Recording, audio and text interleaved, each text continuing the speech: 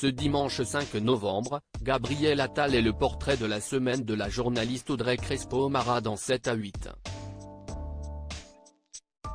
Au cours de cet entretien, le ministre de l'Éducation nationale et de la jeunesse s'est confié à cœur ouvert et avec émotion à propos du harcèlement scolaire dont il a été victime. Gabriel Attal a été nommé en juillet dernier ministre de l'Éducation nationale et de la jeunesse, succédant ainsi à Pape Ndiaye.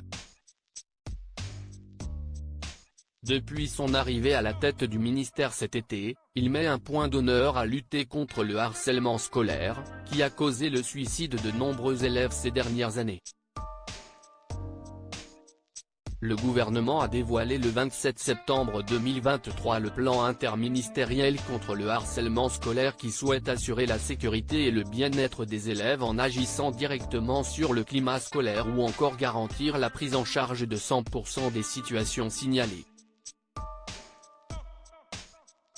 Cette thématique touche d'ailleurs intimement Gabriel Attal. Ça a duré plusieurs mois et ça a été très violent. Gabriel Attal dévoile avoir été victime de harcèlement scolaire au collège ce dimanche 5 novembre. Gabriel Attal est le portrait de la semaine de la journaliste Audrey Crespo-Mara dans 7 à 8.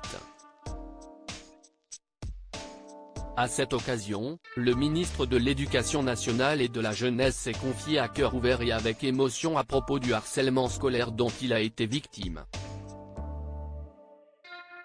J'étais à la fin du collège, j'avais 14-15 ans. C'était un élève de l'établissement qui avait ouvert ce site sur lequel il fallait mettre des commentaires sur le physique des élèves. Et moi, à cette occasion, j'ai vécu un déferlement d'insultes et d'injures.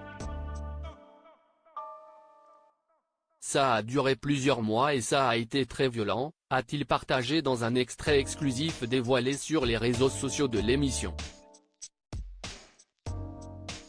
Je n'en parlais pas autour de moi. Gabriel Attal confie avoir été victime d'insultes homophobes. Audrey Crespo-Mara lui a alors demandé quel a été l'élément déclencheur du harcèlement qu'il a subi.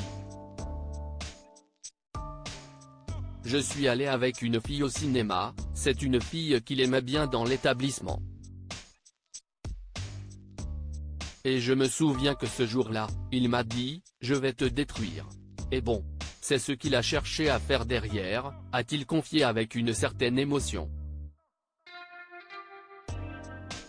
Gabriel Attal a alors donné des exemples d'insultes homophobes dont il a été la victime à l'époque alors qu'il n'avait jamais évoqué son orientation sexuelle lorsqu'il était adolescent. Je pense que c'était sur une orientation sexuelle supposée à l'époque, puisque moi, je n'en parlais pas autour de moi, a-t-il affirmé.